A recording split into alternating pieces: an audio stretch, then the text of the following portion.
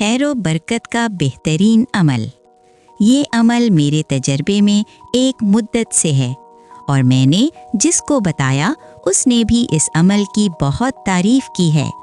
جب روپیہ پیسہ کسی سے لے یا کوئی بھی سامان لے تو اس کے اوپر بسم اللہ الرحمن الرحیم پڑھے اور پڑھ کر اس شخص سے چیز لے، اور جب کسی کو کوئی چیز دے، پیسہ، دولت، کچھ بھی دے تو اس کے اوپر انا للہ و انا الیہ راجعون پڑھ کر دے۔ اگر اس پر کچھ ہی دن پابندی کر لی جائے تو نہ کسی کو دینے سے کمی آئے گی اور نہ آمدن میں کمی آئے گی۔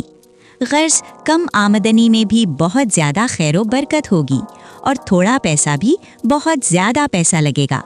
اور اکثر دست غیب کا گمان ہونے لگے گا، یعنی کہ غیب سے آپ کو دولت آنی شروع ہو جائے گی اور آپ کے پاس پیسہ ہی پیسہ ہوگا اور تمام ضرورتیں اللہ تعالیٰ کے حکم سے پوری ہوتی جائیں گی اور کسی چیز کی بھی کمی نہیں آئے گی۔